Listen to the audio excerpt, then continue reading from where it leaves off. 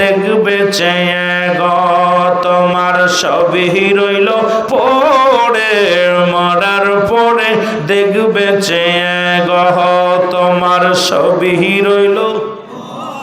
আরো জোরে বলেন, মরার পরে দেখবে চেয়ে। এর দাদাই গেছে, বাবাই গেছে, কেউ আসলো না ফিরে, তোমার তো যাইতে হবে গো বাইরে অন্ধকার কবরে, তোমার তো যাইতে হবে গো। বলেন আজ না হয় কাল তুমি যাইবা কবরে, মরার পরে দেখবে চেয়ে গো, তোমার সবই রইল। আরো জোরে বলেন, মরার পরে দেখবে চেয়ে গো, তোমার সবই রইল। ঘর করলা বাড়ি করলা সবই যাইবা রে, ঘর করলা বাড়ি করলা সবই যাইবা রে, মরার পরে দেখবে চেয়ে গো, তোমার সবই রইল। এ দুনিয়ার মুসলমান,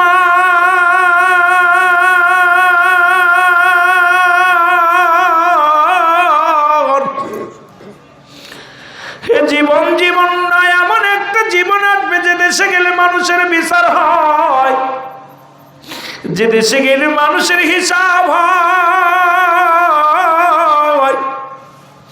যে দেশে গেলে মানুষ আর কোনোদিন ফিরে আসে না। কত মানুষ আমার আপনার মতো দ্বারা দুনিয়ার মধ্যে কাটাইল, আজকে তারা কোথায়? তারা কবর জগতে শুয়ে গেছে। এ মুসলমান, আল্লামা কুতুবী রাহমাতুল্লাহ বয়ান করে, মুসলমান সব যখন কোনো মানুষ সবচাইতে সহজ মৃত্যু হয়, 70টা তাজা উটের গায়ের চামড়া জবাই না করে উল্টো দিকে টান দিয়ে লবণ আর মরিচ লাগা দিলে যতটুকু যন্ত্রণা হয়, এর চাইতে 70 গুণ যন্ত্রণা হলো একটা সাধারণ মৃত্যু। এখন আমরা অনেকেই মরণকালে পায়খানা করে দিই, অনেকেই মরণকালে প্রস্রাব করে দিই, অনেকেই মরণকালে জিহ্বাটা বাইর হয়ে যায়, অনেকেই মরণকালে মুসলমান শুনে নেন একটা অঙ্গ বেঁকা হয়ে যায়, চোখ দুইটা বড় বড় হয়ে যায়, তাদের মরণটা কত কঠিন হয়। এ মুসলমান, ইমানদারের মৃত্যু হলো আটা সেনিয়া খামির বানাইয়া, এই খামিরের মধ্যে যদি একটা চুল পড়ে গো, এই চুলটা টানতে বাইর করলে যত আসানে বাইর হয়ে যায়, ইমানদারের মৃত্যুটা ঠিক তেমনি হয়। তবে কেন মুসলমান শুনে নেয়, ওই সহজ মৃত্যুটা যদি এত কঠিন হয়, তাহলে কঠিন মৃত্যুটা কত কঠিন হয়। এই মরণের পেয়ালা পান করতে হবে আপনাকে আমাকে। কেউ দুনিয়ার মধ্যে থাকবো না, কেউ থাকা সম্ভব নয়। আল্লাহ আমাদের মরণের আগে একবার আমাদের ক্ষমা করে দাও আল্লাহ। আল্লাহ একটা সুযোগ দিয়ে দাও, ওই মরণের আগে আমরা যেন মাসুমের মাসুম হইতে পারি গো আমার আল্লাহ। আল্লাহ কোন দিন যেন কবরের ডাক এসে যাবে। এই দুনিয়ার মধ্যে যা কিছু করলাম, ও দুনিয়ার মুসলমান সব কিছু পড়ে থাকবে। আমার আল্লাহ বলে, বান্দারে কুল্লু মান আলাইহা ফান, সব কিছু শেষ করে দিবে আমার আল্লাহ। আল্লাহ কয়, বান্দার এই জমিনটা আমি রাখবো না, এই জমিনটা আমি পুরায় আত্মা বানায়া দিব।